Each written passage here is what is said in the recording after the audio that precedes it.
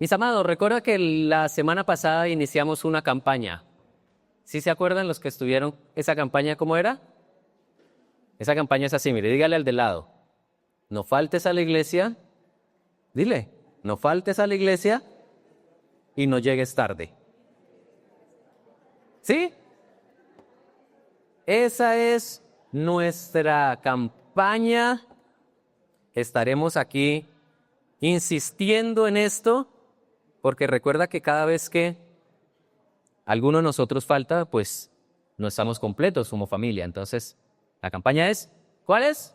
Recuérdesela de lado, no faltes a la iglesia y no llegues tarde, porque también se puede uno perder de la bendición de lo que Dios tiene, porque nos retrasamos unos minuticos y yo sé que a veces la media maratón de Bogotá y todas esas cosas interrumpen el trayecto, pero que el Señor nos permita llegar a tiempo, disfrutar y compartir, aprovechar estos tiempos que verdaderamente son de gozo y de alegría cuando estamos en familia. Así que no se olvide esto, también no se olvide, le estamos invitando a que se pueda seguirnos en las redes de nuestra iglesia.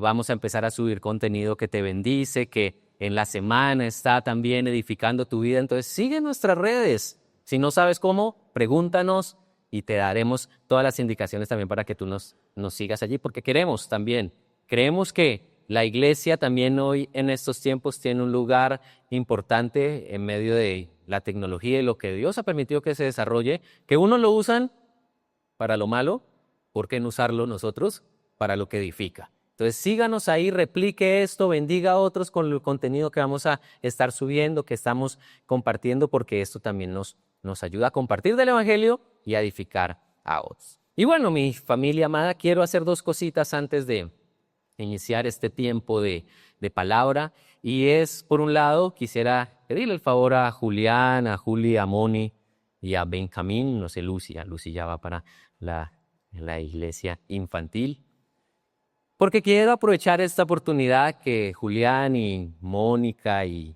bueno, sus hijos amados han regresado. Ellos no habían vuelto porque obviamente Moni estaba en todo su tema de, bueno, los dos, en todo su tema de, ¿cómo se llama? De dieta, arranque, trasnochos. Los entiendo, yo los comprendo perfectamente y ya me estoy preparando también nuevamente para entrar en esto.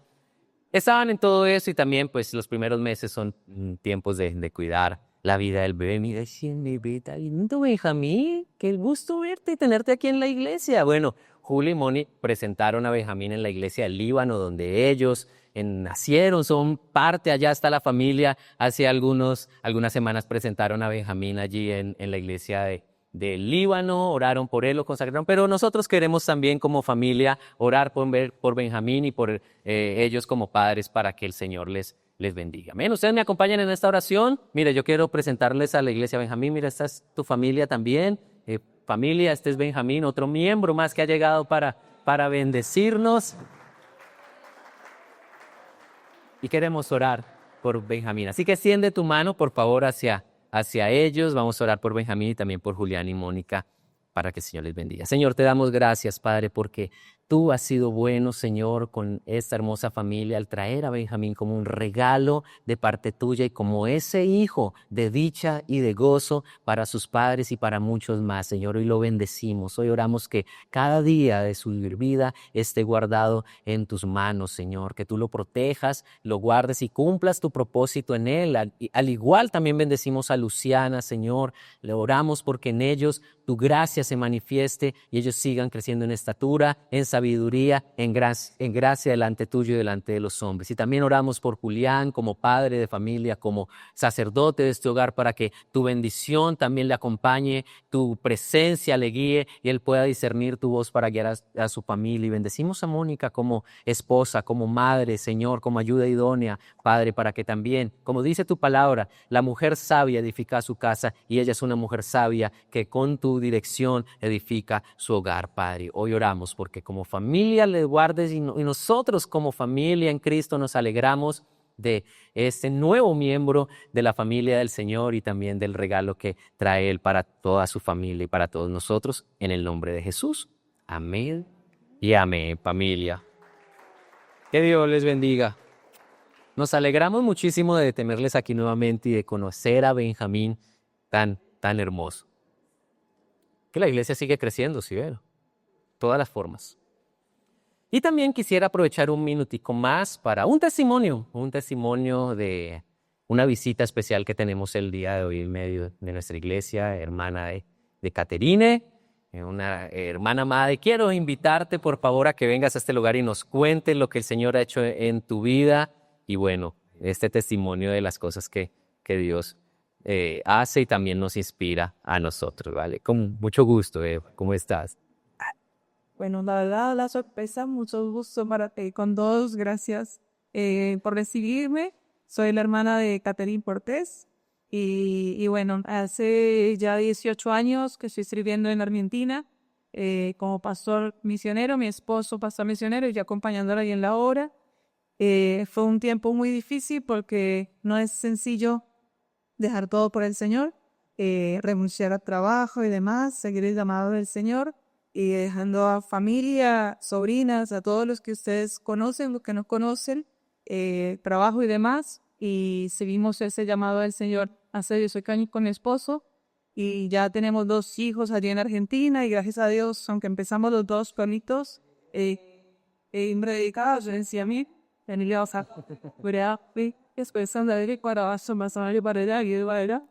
y así empezamos. Y para el soy ya estuve y estuvimos ahí en la iglesia en vida, descubrí una esa familia allí en Argentina, después la pues se llama la iglesia de la Argentina, y gracias a Dios por lo que ha hecho, él cumple sus promesas, él es fiel y no hay nadie como él. Y una muestra es que mi hermana está acá, que es un milagro del Señor, no solamente por la salud, sino por mi personaje. Y la verdad que sí, el Señor hace cosas sorprendentes.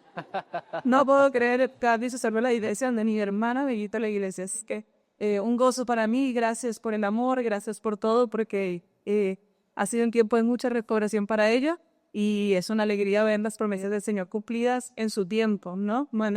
Así que gracias por todo y ver. Los vemos que sigan ahí. No, muchas gracias a ti. Qué gusto conocerte. Que Dios te siga bendiciendo a ti y a tu esposo y puedan seguir haciendo esa obra para bendecir a muchísimos allí en la Argentina. Entonces también aquí desde Colombia estaremos pensando allí en ustedes y en la obra que el Señor está haciendo. Muchas gracias por compartirlo y gracias, Kate, también por propiciar esto. Kate fue la que propició que pudiéramos compartir y tener este espacio. Bueno, un saludo especial a quienes nos acompañan por primera vez. Muy contentos de tenerle con nosotros. Mi nombre es Eduardo Montalvo, pastor en esta iglesia junto con mi esposa, también junto al pastor David y su esposa y todo un grupo de líderes que estamos para servirles de corazón. Estamos muy alegres en este día con la visita. Y también quiero saludar de manera muy especial a un amigo muy querido, nuestro amigo Kevin. Kevin es un chico que vi crecer en la iglesia de Ibagué, y hoy en día ya está haciendo escuelas misioneras y buscando que el Señor le guíe a ir a donde Él quiere. Entonces, Kevin, también Dios te bendiga. Pido un aplauso también para Kevin, muy especial. Una familia muy amada nuestra, Jenny Ibagué, que está visitándonos hoy, Kevin. Siéntete también en casa, esta también es tu familia. Bueno, les cuento, mis queridos, esta semana estuve en una cita médica y me dijeron que tenía vértigo vestibular y bueno, a veces siento que se me mueve el mundo. Si usted me ve así como tambalear, tranquilo, yo estoy bien, solo tengo que agarrarme duro de esto y que no me vaya a pasar nada. Pero sí, le pido que me ayude a orar por esto, porque ando ahí como a veces se me mueve el piso y que el Señor nos ayude. Pero eso no impide que estemos aquí y disfrutemos de escuchar al Señor. La semana pasada iniciamos una serie que llamamos, no sé si lo recuerdas, llamamos Lo que el Señor quiere de su iglesia, basada esta serie en las cartas a las 7 iglesias del Apocalipsis. El libro de Apocalipsis, que es un libro que la mayoría de nosotros nos genera como que, no, ese libro es como de terror, Bueno, no, el libro de Apocalipsis es un libro de esperanza para la iglesia. Y recuerde que leíamos hace 8 días, dice ahí Apocalipsis empezando bien, benditos son los que leen, los que escuchan esa profecía, porque eso es lo que Dios quiere para su iglesia. Y estamos viendo una serie porque el libro de Apocalipsis empieza con una revelación de Jesús a Juan, que fue el que escribió el libro de Apocalipsis, pero luego los 2 primeros capítulos son 7 cartas a 7 iglesias del Asia Menor, que eran iglesias en ese tiempo muy especiales, y a cada una Jesús les envía un mensaje que no solamente es un mensaje para ese tiempo, para esa iglesia, sino que hoy en día se convierte en un mensaje, todas esas 7 cartas, en un mensaje completo de lo que el Señor quiere para su iglesia. Y les recuerdo, por favor, que la iglesia no es un edificio, la iglesia es su merced y yo. O sea que es, cuando hablamos de lo que el Señor quiere de su iglesia, es lo que Dios quiere de ti y de mí como parte de esa iglesia. Y la semana pasada iniciamos hablando, la primera carta fue a la iglesia de Éfeso, ¿cierto? Y el mensaje central de la iglesia de Éfeso, ¿alguien lo recuerda cuál era? Tengo contra ti que has dejado tu primer amor. Y el mensaje principal que Jesús tenía para decirle a esa iglesia es: no dejes que el amor se apague, que ese fuego del amor se vaya extinguiendo, porque cuando el fuego del amor se extingue, nosotros perdemos el propósito de vida. ¿Vivimos? ¿Sí? ¿Seguimos adelante?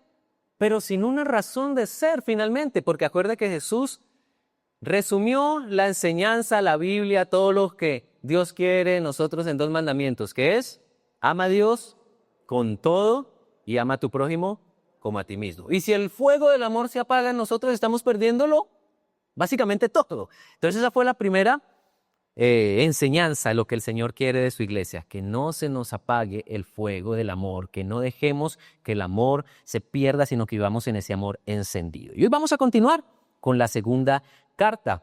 Pero entonces yo quiero hacerles una pregunta para introducirnos en lo que vamos a hablar. ¿Cuántos de nosotros quisiéramos ser ricos? Ser ricos. ¿Cuántos quisieran ser ricos? Ricos. ¿Sí o no? Soy yo aquí el único que digo, uy, sí, chévere. ¿Sí les gustaría? Pues imagínense, ¿no? Imagínense que a uno le dijera: no, mire, te tengo una noticia, te han dejado una herencia de millones. Pues, qué espectacular, ¿no? Pero yo te pregunto ahora, si ya eres rico. ¿Cuántos de nosotros ya somos ricos? Bueno, interesante. Te voy a leer una historia para introducirnos en esto. Un día un padre de familia, una familia rica, muy acomodada, adinerada, llevó a su hijo de viaje al campo con un firme propósito. ¿Cuál era? Que el joven valorara lo afortunado que era de poder gozar de tal posición y se sintiera orgulloso de él. Estuvieron en una finca todo el fin de semana, allí en el campo, y se alojaron en una granja de gente campesina muy humilde.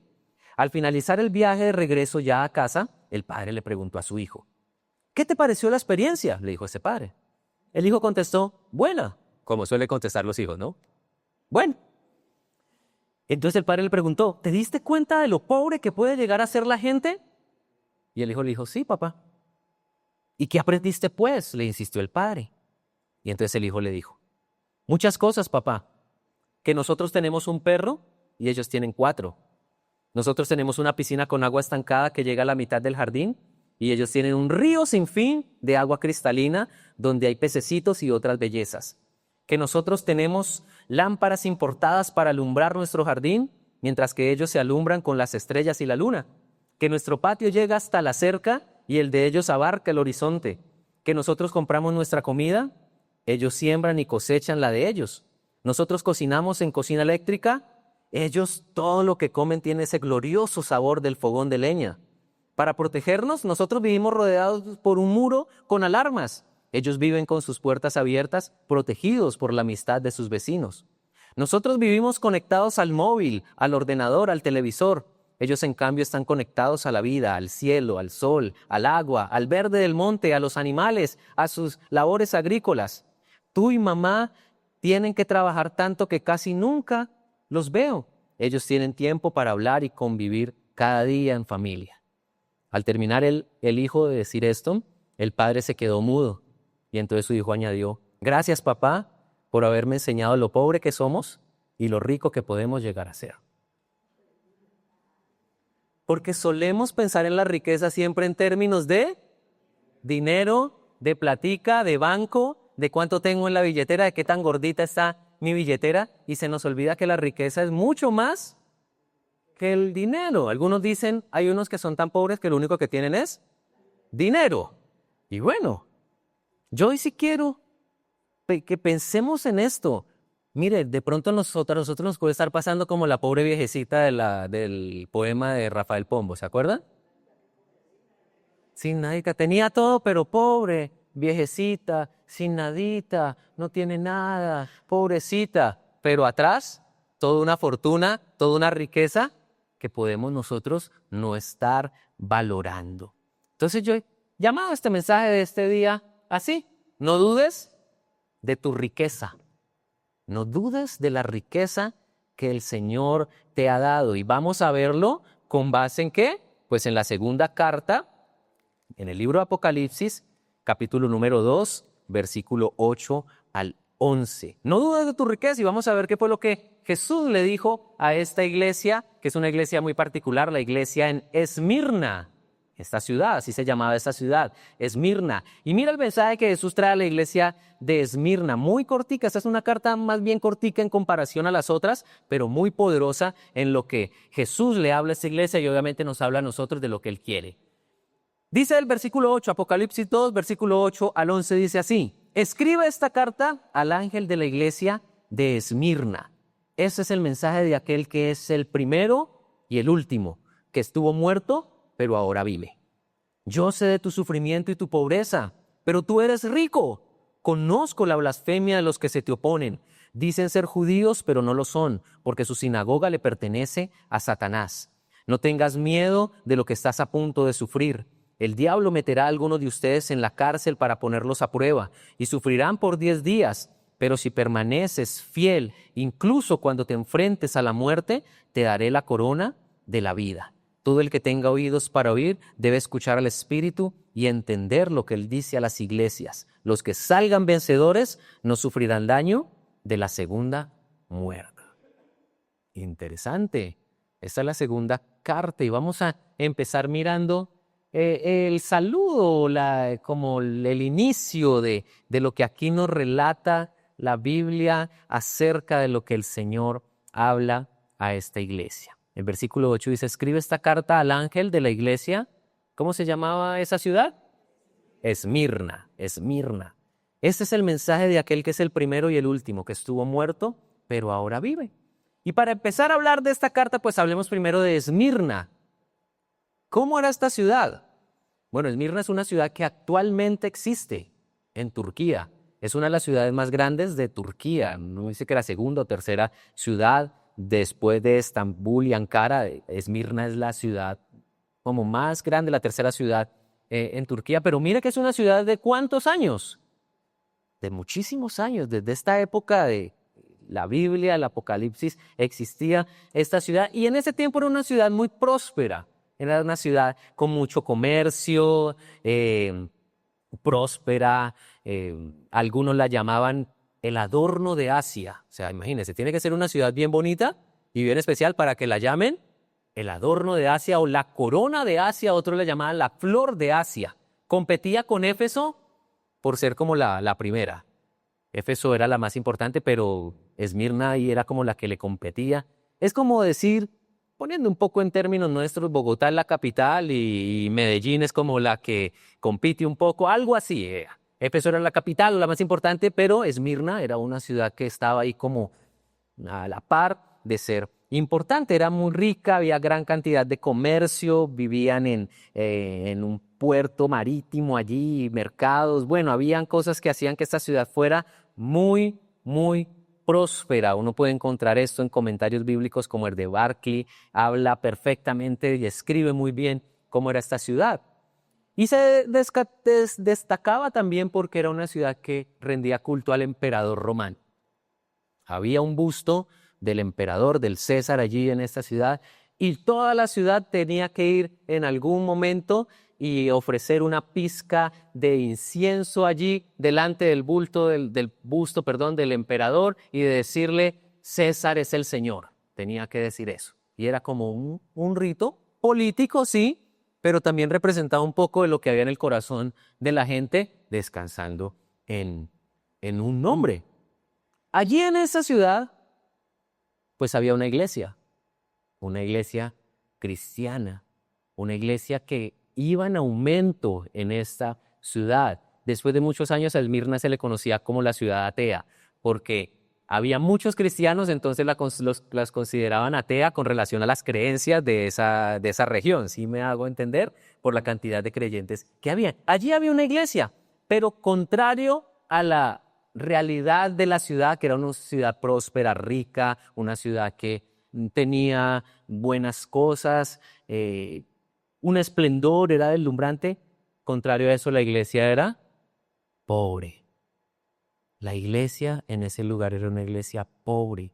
Los cristianos eran pobres. Y eso llama la atención, que en una ciudad muy próspera, la iglesia fuera muy pobre.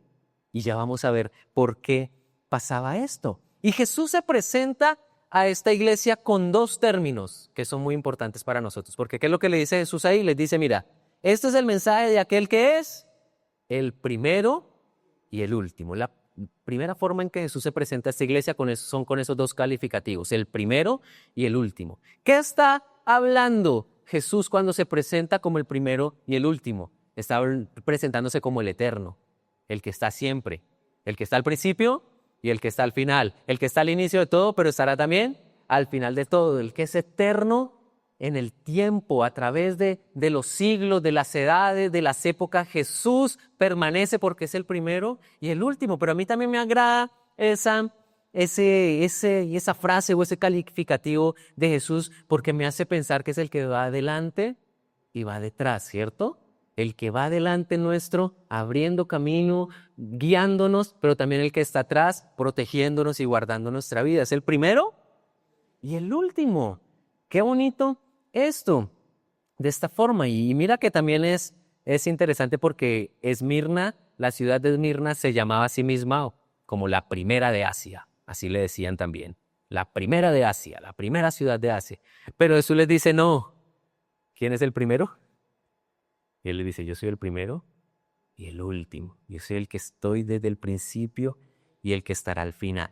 Pero también dice, luego de decir, este es el mensaje de aquel que es el primero y el último, dice que estuvo muerto, pero ahora vive. La ciudad de Esmirna había sido una ciudad que había sufrido una catástrofe en algún momento y quedó prácticamente destruida. Y después de unos años volvió a levantarse como ciudad. Y entonces ellos también ¿cómo decirlo? Como que se enorgullecían de que habían sido una ciudad que de alguna manera había resucitado. Pero Jesús aquí les dice, ¿quién fue el que estuvo muerto verdaderamente, pero ahora vive? Es el Señor. Y mira que esta es la verdad fundamental del Evangelio. ¿Cuál es la verdad fundamental del Evangelio que creemos, que predicamos y que vivimos? Son tres cosas. Que Jesús murió en la cruz conforme a lo que decían las Escrituras. Murió en la cruz, ¿por qué? Porque tenía que pagar el precio por nuestro pecado y comprar nuestra libertad. Segundo, fue sepultado. O sea, Jesús no se quedó ahí en la cruz, clavado por los siglos de los siglos. No, Jesús fue sepultado. Y tercero, Jesús se levantó de entre los muertos y ahora vive. Esta es la esperanza que nos da a nosotros de que hay vida eterna. ¿Por qué? Porque Jesús venció la muerte. Y si Jesús venció la muerte, pues nos puede prometer a nosotros vida eterna. Eso es lo que creemos. Por eso Él se presenta aquí. El que estuvo muerto, pero ahora vive. No lo venció la muerte. Eso fue pasado. Dice, estuvo muerto, sí. Pasó por la muerte, pero no es lo que ahora define lo que es Jesús y el poder de Él. Él ahora vive, Él resucitó, está presente, está con su poder ayer, el mismo, hoy y siempre para ayudarnos. ¿Estamos? Esta es la forma en que Jesús se presenta a esta iglesia. Pero entonces viene el mensaje que quiere hablarle como tal. Y lo primero que le dice a esta iglesia, versículo 9, es, yo sé de tu sufrimiento y tu pobreza, pero tú eres rico. Conozco la blasfemia de los que se te oponen. Dicen ser judíos, pero no lo son, porque su sinagoga le pertenece a Satanás. Y quiero concentrarme en la primera frase o en la primera línea de este versículo, porque dice, yo sé tu sufrimiento. La Reina Valera dice, yo conozco tus obras, tu sufrimiento, tribulación y tu pobreza. Y entonces tenemos que hablar aquí de dos términos que no sé si a ustedes les gustan. ¿A cuánto les gusta el sufrimiento y la pobreza? No. No, no nos gusta. Pues aquí ninguno dice, no, ay, el propósito para el año nuevo es sufrir y ser pobre. ¿Es cierto?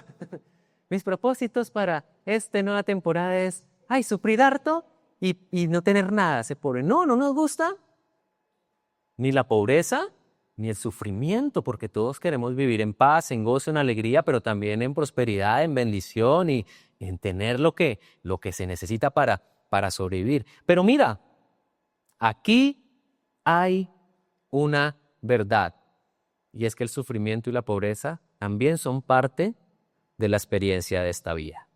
Aunque no nos guste, aunque nos resistamos, van a ser parte de la experiencia de la vida. Y ya vamos a definir un poquito al respecto. Pero me gusta que Jesús les dice, yo conozco ese sufrimiento, yo sé de esa pobreza. Y entonces esto nos debe empezar a dar a nosotros la certeza, la paz y la tranquilidad, que aun cuando suframos, aun cuando tengamos carencias y faltantes en nuestra vida, pues Jesús lo sabe. Jesús sabe lo que estamos pasando. Eso debe ser un consuelo en medio de las circunstancias, saber que Él lo conoce, no está ajeno. O sea, no fue que Dios como que voltea a mirar para otro lado y, ay, no sabía que estabas pasando por esto. No, Él sabe lo que estamos viviendo y nos da la esperanza de que si Él sabe, pues ha permitido las cosas por un propósito y ese propósito pues será finalmente de bendición para nuestra vida. Entonces, si hoy estás pasando por un momento tenso, difícil, de sufrimiento o de pobreza, y pobreza, entendamos pobreza no solo en que, ay, no tengo platica en el bolsillo, sino pobreza es toda carencia que podamos tener en nuestra vida. Podemos a veces tener el banco lleno de plata, lleno de dinero en la billetera, pero carecer de paz, y eso es pobreza. Carecer de felicidad, y eso es pobreza. Carecer de unas relaciones sanas con nuestra familia, ¿no es eso pobreza? Entonces es entender que es toda carencia y que Jesús sabe las carencias que tenemos, los sufrimientos que experimentamos y por eso ofrece esperanza y consuelo para nuestra vida. Mire, ¿en qué consistía el sufrimiento y la pobreza de esta iglesia? Recuerda que les dije ahorita que la ciudad era muy próspera, pero la iglesia era muy pobre. ¿Por qué la iglesia era pobre allí en esta ciudad? Porque recuerdan que tenían que ofrecer ciertos sacrificios y ciertas ofrendas al emperador, diciendo César es el Señor, es decir, era como decir, el emperador es Dios y a él adoramos. Pues adivinen quiénes se negaban a decir eso. Los cristianos. Los cristianos decían, no, el único Señor es Jesucristo y no vamos a adorar a ningún hombre ni vamos a dar ofrendas a ningún hombre, porque ante el único que nos postraremos y nos arrodillaremos y daremos honores a Jesús. ¿Qué pasaba esto? Que entonces la iglesia era perseguida. Había una persecución porque los otros decían, no, esta gente es rara. Entonces empezaban a perseguirlos, a maltratarlos y empezaron a sufrir lo que algunos llaman una violencia económica o una persecución económica, que era que no les daban trabajo. Ah, ¿su merced de los cristianos? No, aquí no puede trabajar. Vaya, mire qué hace. Que el Señor tenía su tienda, el cristianito tenía su tienda allá y vendía sus cositas, pero, no, a la tienda del cristiano, no, allá no compramos. Vamos a otra. Empezaron a ser perseguidos económicamente, botados de sus trabajos, hasta los robaban, los saqueaban. Y entonces por eso la iglesia empezó a verse empobrecida. Era gente que creía en Jesús, pero era gente que era pobre, vivía en necesidad. Y mire que eso también debe llevarnos a nosotros a pensar algunas ideas equivocadas que escuchamos, y es que no, el cristiano siempre tiene que estar con mucho dinero porque es que la riqueza del Señor y el Señor. Y bueno, sí, Dios sí quiere que vivamos en bendición, eso es verdad. Pero también a veces Dios puede pasarnos por momentos donde no hay mucho. Y entonces eso es menos espiritual, o eso ya no eres un hombre de fe porque no estás teniendo. No. Hace parte también de la experiencia de fe, que hay momentos de abundancia y momentos de necesidad. Y esa iglesia los estaba experimentando. No tenían dinero, no podían trabajar, tenían que rebuscársela como pudieran. ¿Por qué? Porque no los dejaban trabajar y porque eran perseguidos, maltratados. La palabra griega allí no es simplemente pobreza, designa como una pobreza extrema, o sea que no eran pobres sino pobrísimos. No sé si hoy en día ustedes han escuchado hablar de esos términos, ¿no? Como estratifican a la gente muy ricos, súper ricos, ricos, en estado medio, pobres y pobrísimos o de pobreza extrema. Ellos eran de esa. O sea, de los que verdaderamente pasaban una necesidad tremenda y eran creyentes. Pasaban una necesidad tremenda. Y por eso, pues, ¿qué traía eso a sus vidas? Sufrimiento. Sufrimiento de ser perseguidos, de ser maltratados, de no tener lo suficiente para vivir. Y mira, Jesús ahí en medio de eso les dice, yo sé lo que están pasando, yo conozco lo que están viviendo, yo sé el sufrimiento. Y entonces eso también nos debe traer a nosotros a la memoria de saber que sí, en esta vida vamos a sufrir. Y el sufrimiento es parte de nuestra experiencia de vida. ¿Por qué? Porque vivimos en un mundo caído, en un mundo afectado por el pecado, porque vivimos en un mundo donde tomamos decisiones y a veces nuestras decisiones no son las mejores. ¿Y qué trae eso? Pues sufrimiento.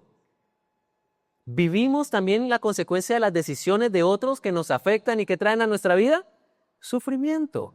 Y vivimos también en un mundo gobernado por un enemigo, por Satanás. ¿Qué quiere traer también? Sufrimiento. Y ya vamos a hablar un poquito de eso. Debemos aprender a vivir con la certeza de que en esta vida hay momentos difíciles. Pero Jesús dice, yo lo conozco. Yo sé que estás pasando por un momento difícil. Y eso nos debe dar a nosotros la paz de decir, sí, el Señor sabe, pues Dios ayudará, pues el Señor hará algo. Y ya vamos a ver cómo se desarrolla esto. El sufrimiento es parte y la pobreza también es parte de la vida, la carencia de algo esencial. Eso es básicamente la pobreza, la carencia de algo esencial. No solo el dinero, sino como te decía ahorita, puede ser paz, puede ser la tranquilidad de llegar a un hogar y que todo esté bien. Algunos pueden estar careciendo de esto. Algunos podemos estar careciendo de salud. Algunos podemos estar careciendo de cosas que son esenciales y esa es la pobreza que el Señor dice, también conozco. Esta gente era pobre porque no podía trabajar libremente y Jesús conocía su condición. Y muchos de nosotros también hoy podemos estar experimentando pobreza en alguna forma. No solo en dinero. Algunos de pronto podemos estar experimentando necesidades financieras, sí, pero otros podemos estar experimentando necesidades del alma, carencias de un bienestar de vida.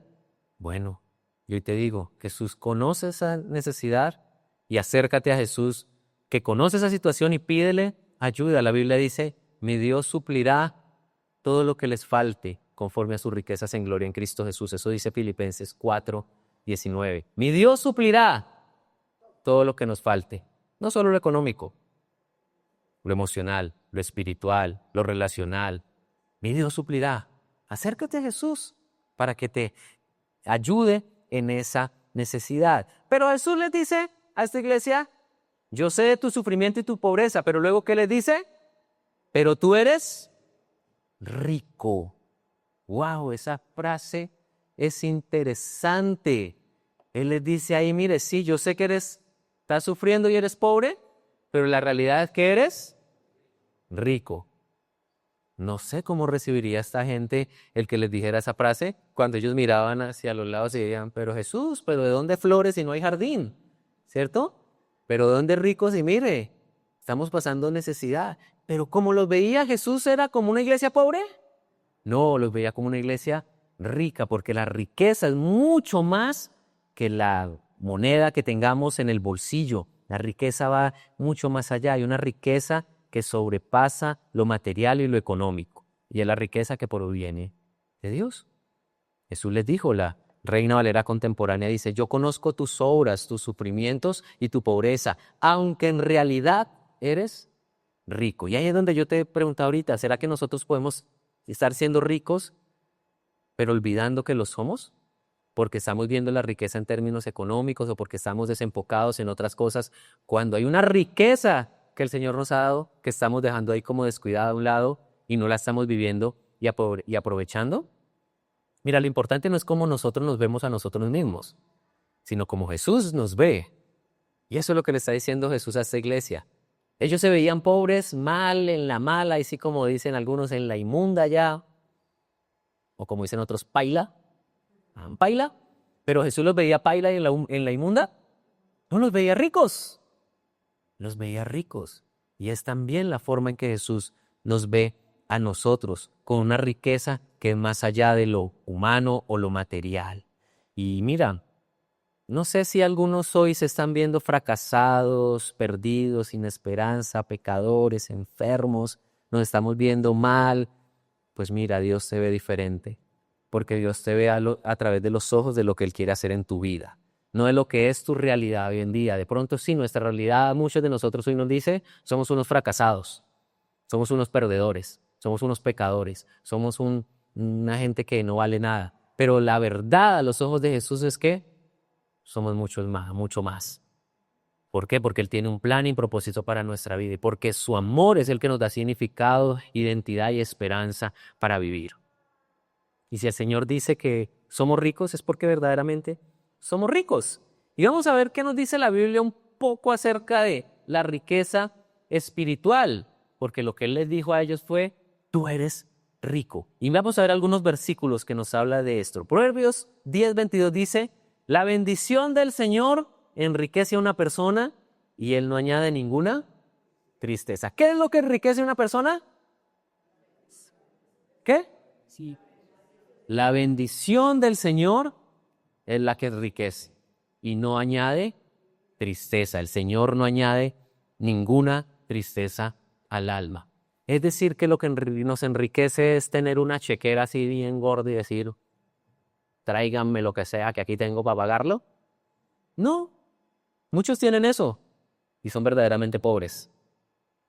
Lo que nos enriquece es la bendición de Dios, la bendición que Dios trae. Algunos podemos comernos simplemente comida, un pan con agua de panela, pero ser ricos en paz y decir, me lo disfruto porque lo que enriquece la bendición de Dios en ese pedazo de pan y en esa agua de panela, decir, es la bendición de Dios y hay gozo, hay paz, hay alegría. Sí, me hago entender. Y bueno, hago un paréntesis, no estoy queriendo yo decir aquí que Dios se está mandando a decir, no, vive en pobreza y en escasez. No, sino que entendamos que la riqueza es mucho más que lo económico y es la bendición de Dios que nos acompaña en todo momento. Ahí lo dices. Lo que enriquece a una persona es que la bendición de Dios esté allí y por lo tanto Dios no añadirá tristeza a la vida.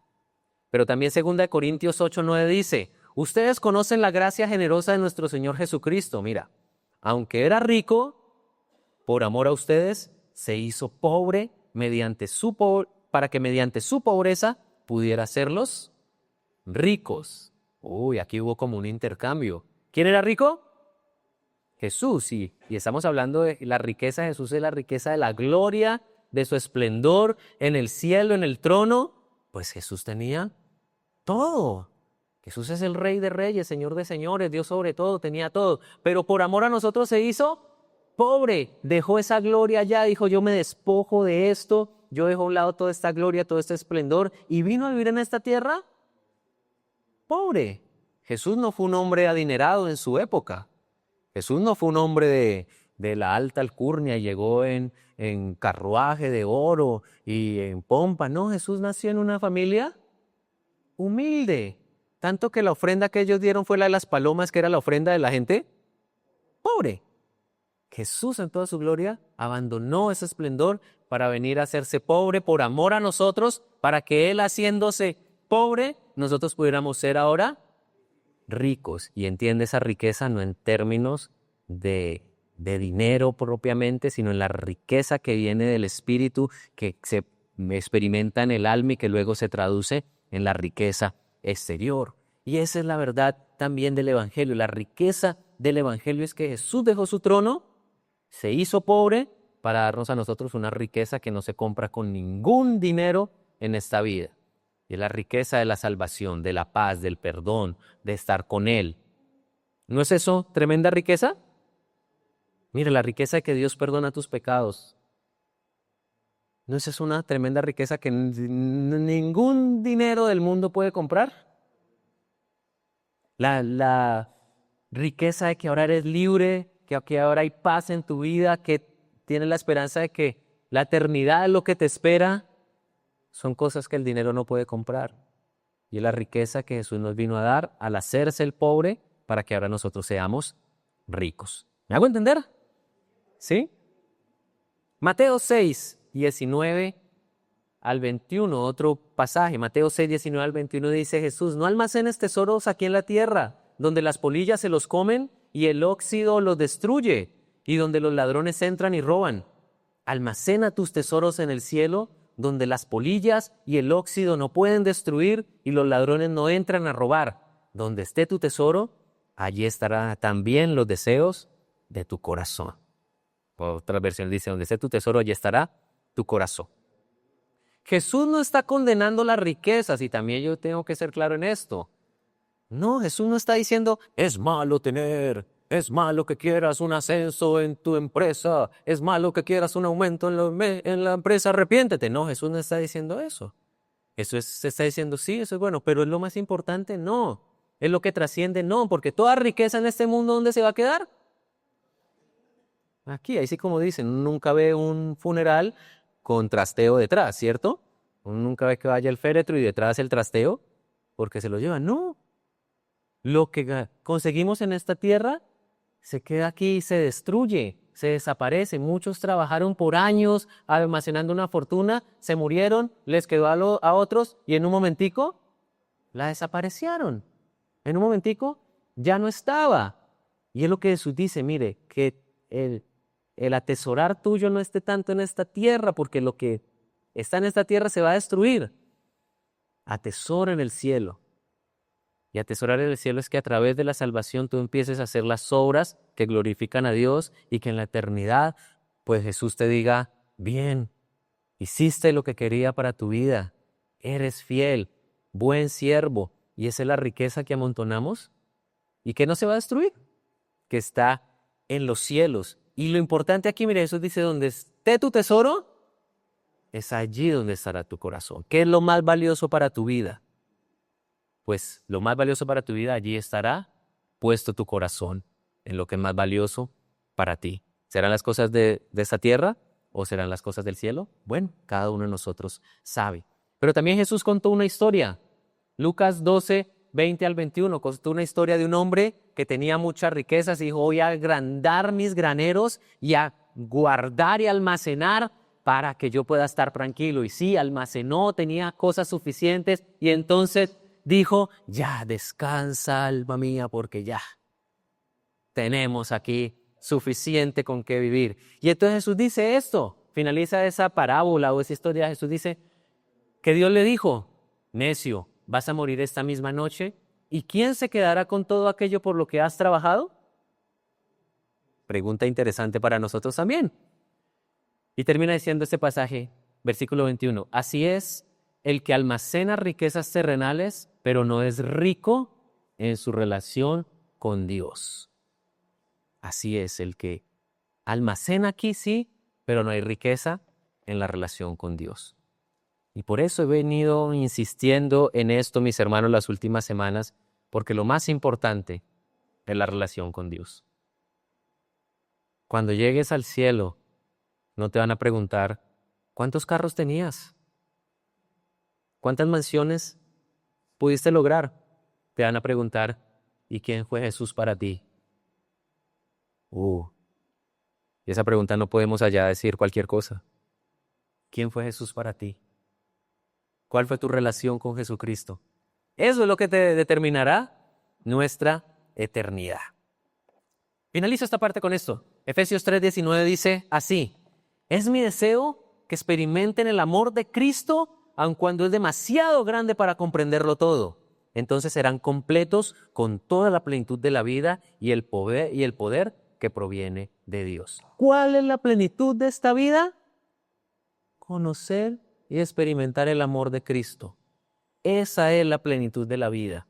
No son los millones, no son las posesiones, no es mi estatus, mi éxito, lo que me va a dar plenitud de vida. No.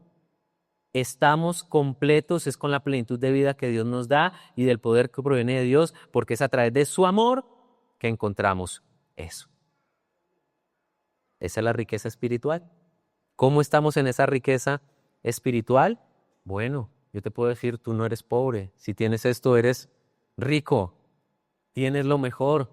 tienen lo más grande, tienen lo más especial, que es la riqueza que viene del cielo, la riqueza delante de Dios, la riqueza que trasciende en la eternidad.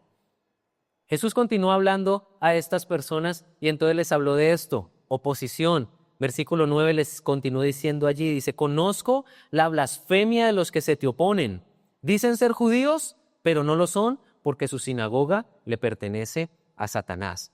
Esta gente, esta iglesia en esta ciudad eran constantemente perseguidos por unos judíos. Había un grupo grande de judíos en esta ciudad que los acusaban frente a la policía, frente a las autoridades, diciéndoles, mire, esos son los que no se arrodillan ante César, esos son los que no ofrecen sacrificios, mire, háganle algo. Y esos judíos, que supuestamente en nombre de Dios creían ellos que hacían eso, dice la Biblia que eran incitados ¿por quién? Por Satanás. Era el diablo el que ponía eso para que persiguieran y se opusieran a los creyentes. Y mira, verdad también de este día. En esta vida de fe vamos a tener oposición.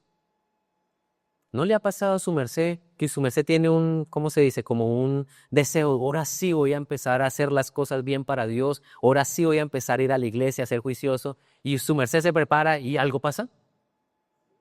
Se cayó, no sé, pasó algo en el trabajo y empieza a haber situaciones que uno dice, ¿pero qué pasa? ¿Pero Pablo remala y me cayó la sal o qué? No, es oposición espiritual. Hay cosas que no quieren que tú avances para hacer lo que Dios quiere. Hay cosas que se van a interponer. Mira, yo recuerdo cuando empecé mi vida cristiana y empecé a caminar con el Señor, empezaron los problemas.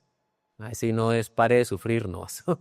Eso no fue así. Empezaron los problemas en mi casa, problemas financieros, económicos, problemas personales. No, mira, empecé a vivir hasta pesadillas, momentos allí de depresión, y más bien opresión cuando dormía. Yo veía demonios que se acercaban a mí con intenciones de hacerme daño, de atacarme. Y claro, eso era, pues no era tan chévere, ¿no? Yo no me levanté al otro día como, ay, qué sueño tan espectacular el que tuve. No, eso traía temor, angustia. Y yo hablé con mi pastor y mi pastor me dijo, hermano, bienvenido al ejército del Señor. Esta es la lucha espiritual. La lucha espiritual trae oposición. Y me acuerdo cuando empecé a trabajar en la iglesia, yo entré a trabajar en la iglesia. Mi primer trabajo en la iglesia fue oficios varios, lo que hablan todero. Yo eso era mensajería, aseo, todo lo que pusieran y dispusieran, ahí estaba yo, ese era mi trabajo. Y empecé a trabajar y a la semana de estar trabajando me robaron. Y cuando me robaron me golpearon. Me robaron un dinero que no era mío, era de mi hermana. Me metieron dinero falso en una diligencia. No, empecé yo a ver. Ay, yo decía, ¿en qué me metí? Y haber seguido por otro lado. Y mi pastor me dijo, no, eso es la lucha espiritual. ¿Qué trae? Oposición. Vivir para el Señor trae oposición. Oposición. Cosas difíciles, situaciones que nos van a hacer pensar en desistir, en no vale la pena, en que este camino es difícil. Por eso Jesús dijo, hay una puerta ancha, o un camino ancho y un camino angosto. Y seguir a Cristo es el camino angosto, no va a ser tan fácil, va a haber obstáculos, oposición, cosa que nos hace la guerra. Sí le pasaba a esta gente y hay un enemigo que es Satanás que se va a poner a que tú sigas al Señor. No debemos ignorar las artimañas que Él tiene para frenarnos. Y no predicamos del diablo, predicamos de Jesucristo, pero no ignoramos lo que el diablo quiere hacer y es oponerse para que avancemos. Y entonces Jesús les habló a esta iglesia del sufrimiento nuevamente y de la prueba. Versículo 10, miren lo que dice. Mira esta palabra de Jesús para esta iglesia y también para ti. Mira, no tengas miedo de lo que estás a punto de sufrir. Ay, si no le dicen eso, uno no sale más desanimado, ¿cierto? Es que no tengas miedo de lo que estás a punto de sufrir. Ay, no tienes otra palabra, Señor. Pero eso era lo que Jesús tenía que decirles. Y tal vez nos tiene hoy que decir. No tengas miedo de lo que estás a punto de sufrir. El diablo meterá a algunos de ustedes en la cárcel para ponerlos a prueba y sufrirán por 10 días, pero si permaneces fiel, incluso cuando te enfrentes a la muerte, te daré la corona de la vida. Aquí Jesús les anuncia y les dice, sí, yo sé tu sufrimiento y prepárate porque va a venir más sufrimiento y va a venir más prueba, porque ahí habla, dice, sufrirás, pero también te pondrán a prueba. Y entonces también aquí nosotros tenemos que hablar de algo importante como iglesia, familia, y es que la persecución es real. Y nosotros debemos estar preparados porque posiblemente seremos perseguidos por nuestra fe. Nosotros vivimos dentro de un contexto en donde no es tan terrible, ¿cierto? Aquí podemos salir con la Biblia debajo del brazo y lo mucho que nos pueden decir, ay, allá va el pandereta, allá va el pastorcito, mira, el que quiere pastor. Ay, mire, le lavaron el cerebro. Eso es lo mucho que de pronto experimentamos o que a gente nos mire mal, gente como que, yo me acuerdo que una de las cosas de esa posición fue un tío mío que, wow, me dio tremendo discurso de le estar lavando el cerebro allá en esa iglesia, no vuelva por allá, ¿qué le pasa? Y bueno, esa es como la persecución. Pero mira, hoy, en este instante, en muchos lugares del mundo, hay gente que sabe que por llevar una Biblia, lo que está cargando es una lápida. O sea, lo que está cargando es que en cualquier momento puede morir por ser creyente. Y lo que la Biblia nos anuncia y nos indica es que esto va a ser más. La persecución contra la iglesia va a ser cada vez más fuerte. ¿Estamos preparados para eso? ¿Estamos preparados para sufrirla? O más bien, no, déjeme aquí quietico, déjeme aquí tranquilito, yo estoy bien. No, no va a haber puntos intermedios. No va a haber una zona donde tú dices, no, es que yo medio creo, no me persigan porque yo medio creo, no. O tú dices, soy de Jesús y te persiguen, o tienes que negar a Jesús para que no te persiga. ¿Qué vamos a decir? ¡Wow! O sea, aquí no hay punto medio de, medio, y yo me disfrazo y el cristiano es la secreta, ¿no? El que habla, el cristiano es la secreta, ya nadie lo conoce, pero es cristiano. No, vamos a tener que decir sí, por Cristo, vamos a tener que algunos de pronto hasta dar la vida. Ese es el sufrimiento, esa es la prueba, esa es la persecución que nos espera. No sabemos con certeza si todo lo pasaremos o cuándo vendrá exactamente, pero debemos estar preparados porque sea que la suframos o no, debemos estar listos para vivirla si nos corresponde esa persecución fuerte. Y las pruebas son necesarias. Mire, aquí a esta gente las iban a meter a la cárcel. Dice ahí Jesús, mire, el diablo meterá a algunos de ustedes en la cárcel para ponerlos a prueba. Y la cárcel en esos tiempos no era, no, pues sí, el cuartico ahí especial, y bueno, aquí yo estoy encarcelado. No, la cárcel en esos tiempos era la antesala de la muerte. O sea, alguien que metían a la cárcel era porque sabía que estaba esperando simplemente su ejecución, que iban a morir. Y era la prueba. Y la prueba es decir, a pesar de lo que pase, ¿vas a seguir manteniendo tu fe? Esa es la prueba. A pesar de lo que se te venga encima, cárceles, persecuciones, hasta muerte, ¿vas a permanecer en la fe? Esa es la pregunta. Pero lo que Jesús les dice es, no tengas miedo. No dejes que el miedo sea lo que te atrape. No tengas temor, sino que enfrenta estas cosas con paz. ¿Por qué? Porque entonces la riqueza finalmente se ve en la fidelidad.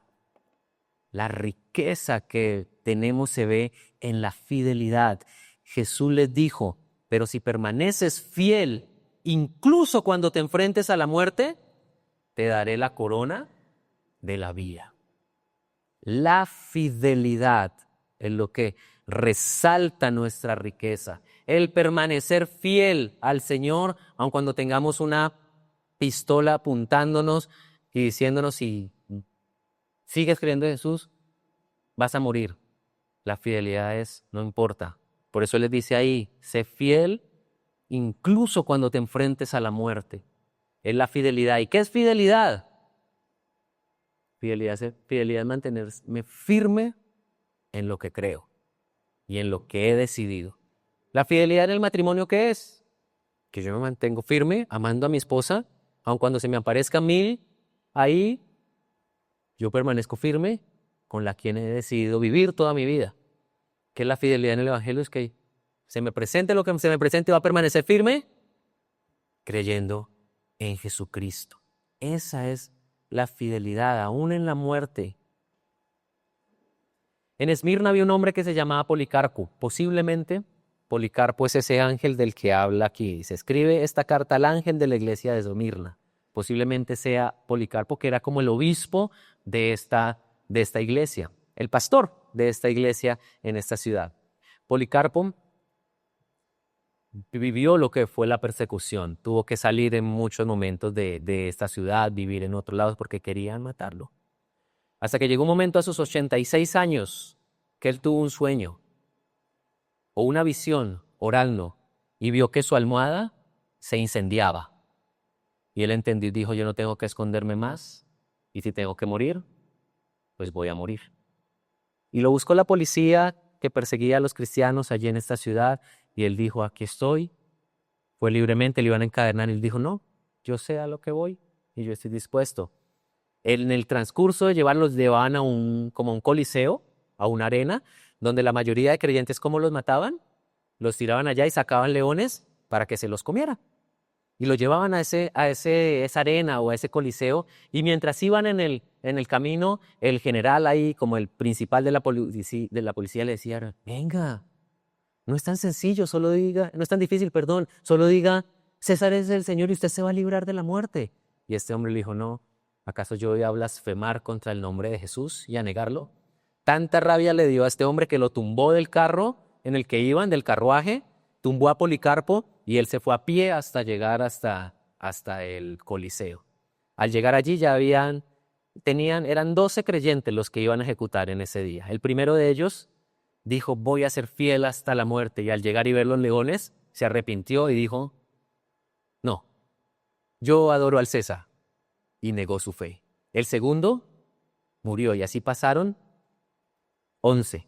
O sea, fueron 11 los que pasaron en eso. El último era Policarpo.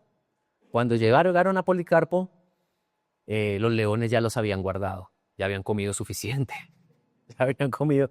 A 11 más, ya estaban llenitos. Los guardaron, entonces dijeron, ¿qué hacemos con este hombre? ¿Cómo lo matamos? Entonces a alguien se le ocurrió la idea de la hoguera. Quemémoslo vivo. Y obviamente armaron la hoguera, lo pusieron allí. Por lo general a quien mataban en la hoguera lo amarraban firmemente para que en el dolor no se forcejeara y no se soltara. Los clavaban a veces con clavos a una viga de madera para que no se movieran. Y Policarpo dijo, no, a mí no me tienen que amarrar, porque yo sigo firme y yo sé en quién he creído. Y prendieron la hoguera. Y para sorpresa de muchos, sucedió como si algo cubriera a Policarpo y las llamas no lo consumían. Algo ahí como si lo protegiera, de tal modo que el verdugo lo que hizo fue atravesarlo con una lanza para matarlo. Y fue tanto pues el derramamiento de sangre por esto que hasta la misma sangre dicen que apagó las llamas de la crueldad con la que fue muerto, pero él dijo, no voy a blasfemar contra mi Rey, mi Salvador, y no voy a negar a mi Cristo. Esa es la fidelidad. Que aun cuando estemos frente a la muerte, no vamos a negar a aquel que nos ha amado. Y esa es la firmeza del Evangelio que Él quiere para nosotros. La riqueza de saber que Jesús es nuestro Señor y que permaneceremos firmes. Finalmente esa riqueza será eterna. Versículo 11 dice, todo el que tenga oídos para oír, debe escuchar al Espíritu y entender lo que Él dice a las iglesias. Vuelve y juega. Cada carta del Apocalipsis termina así. Y te está diciendo, el que tiene oídos, que oiga. Tú eres responsable de qué haces. Bueno, y yo también. Somos responsables de qué hacemos con esto que escuchamos. O dejamos que entre por un oído y salga por el otro, o verdaderamente hacemos algo con esto. Y dice ahí, todo el que tenga oídos escuche y entienda lo que el Espíritu dice a las iglesias. Y termina diciendo, los que salgan vencedores no sufrirán daño de la segunda muerte. Porque puede que aquí en esta vida, en esta existencia o en esta tierra, puede que nos quiten la vida por seguir a Jesús. Pero la realidad es que nosotros no sufriremos la muerte eterna. Porque nuestra eternidad es en los cielos con ese amado que nos lleva a vivir por la eternidad en las riquezas de su gloria en el cielo. Y esa es la promesa. El que salga vencedor, el que permanezca firme, el que permanezca fiel, no sufrirá daño de esa segunda muerte. Amén. Mis amados, ¿qué tal si oramos? Mucho por orar. Dios mío, los veo así como con cara de ay, tío. Mucho por orar y mucho por decirle al Señor, Ayúdanos a vivir en esa riqueza espiritual, en esa firmeza de la fe, en esa fidelidad inquebrantable, aún enfrentándonos a la muerte, que vivamos firmes para agradar al Señor y para adorarle a Él. Amén. Que no te levantas de tu lugar, que no te acercas al Señor en este día. Padre, yo te doy gracias porque tú eres bueno. Eres el primero y el último. Eres el que estuvo muerto, pero ahora vives. Y eres quien conoce nuestra realidad de vida, Señor.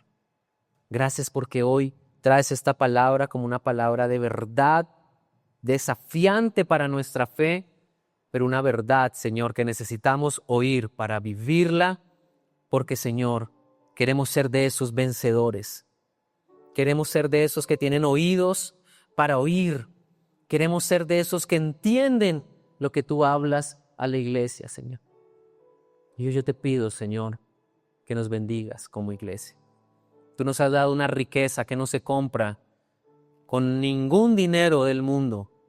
Tú nos has dado una riqueza, y es la riqueza que viene de tu corazón, del cielo para nosotros. Señor, queremos que esa riqueza la podamos experimentar y vivir. Y esa riqueza empezará, hermano, hermana, amigo, amiga, en este lugar. Empezará porque tú tomes la decisión de hacer a Jesucristo el Señor de tu vida. La Biblia dice que si tú confiesas con tu boca que Él es el Señor y crees en tu corazón que Él murió y resucitó, tienes el mayor regalo y la mayor riqueza, que es la salvación, el perdón de pecados, una nueva vida que viene para ti. Y entrar en esa riqueza es simplemente decirle: Señor Jesús, reconozco que hasta ahora he vivido para mí, he vivido de acuerdo a mis criterios, pero ya no quiero vivir así.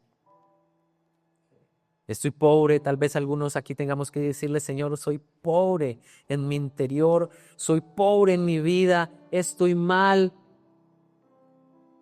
no estoy viviendo bien. Necesito de ti, Jesús, necesito de ti, Jesucristo.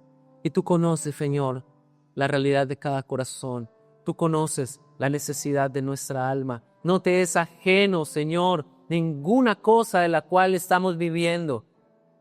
Pero tú eres el vencedor que nos ofreces a nosotros victoria. Y tú puedes hoy decirle a Jesucristo: Jesús, yo te entrego mi vida. Yo quiero que vengas a guiarme, a vivir en mi interior y a dirigir mi caminar. Señor, y te pedimos que aún en el sufrimiento, en la pobreza, permanezcamos firmes. Porque tú sabes y tú suples y tú bendices y tú ayudas. Pero tú nos dices: no tengas miedo, no tengas miedo. Aún en la persecución, aún en los días difíciles, aún en los momentos de prueba, no tengas miedo. Ni siquiera a la muerte le temas, porque Él venció la muerte. ¿Recuerdas? El que estuvo muerto, pero ahora vive. La muerte no tiene poder sobre nosotros. Señor, ayúdanos a ser fieles a ti en todo tiempo. Ayúdanos a ser fieles en toda circunstancia. Ayúdanos, Señor, a vivir aferrados a la verdad, aferrados a ti y a entregarte todo lo que somos en el nombre de Jesús. Señor, gracias. Yo bendigo a tu iglesia, una iglesia fiel. Bendigo a tu iglesia como una iglesia fiel, Señor. Una iglesia que permanece, una iglesia que persevera, una iglesia que no niega la fe, una iglesia cuya riqueza viene del cielo, y es esa riqueza que tú comienzas, Señor, a hacer crecer en nosotros, en nuestro corazón, en nuestro interior, en nuestro espíritu. Es esa la riqueza que viene de tu trono para nuestra vida, Señor. Gracias. Gracias, Señor, porque nos haces una iglesia fiel, perseverante, una iglesia rica en tus riquezas, en lo que viene del cielo, y una iglesia que sigue dando testimonio de tu amor. Gracias, gracias, Señor, gracias, Dios. ¿Por qué no levantas tus manos y le bendices? ¿Por qué no levantas tu voz y le dicen: gracias, Señor, por lo que hablas a mi corazón? No quiero que esto sea simplemente palabras que se olvidan. Señor, lloro porque esta sea una verdad que da vida, una verdad que transforma, una verdad que se queda en lo profundo de nuestro ser, que nos inspira a caminar para ti. Señor, llénanos y bendícelo, y que tu Espíritu Santo imprima estas letras, estas palabras, estas verdades en nuestros corazones para vivirlas siempre. Te damos gloria, Señor, te bendecimos, te adoramos. Levanta tus manos y terminemos este tiempo diciéndole a Él: tú eres digno, Señor. Tú eres digno, Señor. Digno, digno, digno. Tú eres digno. Eternamente digno. Impresionante y digno. Solo ante ti yo me inclino. Ante nadie más, Señor, nos inclinaremos. Tú eres digno. Eternamente digno. Impresionante y digno. Solo ante ti yo me inclino.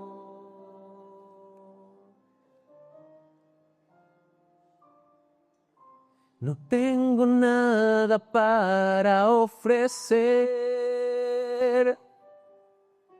nada que te pueda sorprender, es solo un corazón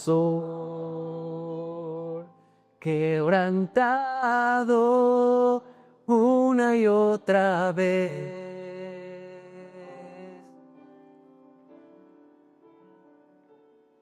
Y no hay nada que me enamore más, nada que me apasione más, solo en tu presencia. Es solo tu mirada me hacen suspirar.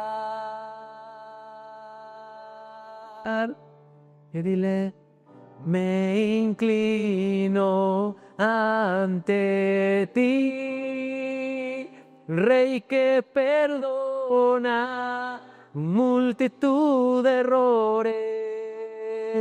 Me inclino ante ti, digámosle: digno, tú eres digno, eternamente digno, impresionante y digno. Solo ante ti yo me inclino. Tú eres digno, eternamente digno, impresionante y digno. Solo ante ti yo me inclino. Coloca tu mano en la persona que tienes al lado, allí en el hombro de la persona que tienes al lado, y bendice a este hermano y a esta hermana. Bendice a esta persona. Di: Señor, yo oro porque tú bendigas a este amigo, a este hermano, tal vez tu esposo, un familiar, pero ora allí que la bendición del Señor esté sobre la vida de aquel que está a tu lado, y que el Señor nos permita ser fieles, nos permita permanecer en esa fidelidad de lo que es agradarle a Él. Dile: Señor, que mi hermano y mi hermana permanezca firme ante las tentaciones, ante las circunstancias, ante los problemas, que allí, Señor, tu gracia resplandezca en todo tiempo. Gracias, gracias. Que las cargas y las necesidades que puedan haber, Señor, hoy se quedan en este lugar y traes paz a nuestros corazones. Que el miedo por el sufrimiento, las circunstancias que estamos viviendo se va, Señor, porque tú cuidas de nosotros, porque conoces nuestras situaciones, Padre, y haces cosas poderosas. Te bendecimos, te adoramos, te damos gracias porque tú traes esa riqueza eterna, esa riqueza de gloria, esa riqueza que es incomparable en esta tierra, Señor. Gracias. Gracias por este tiempo, gracias por tu bondad, gracias por tu amor y por tu paz con nosotros.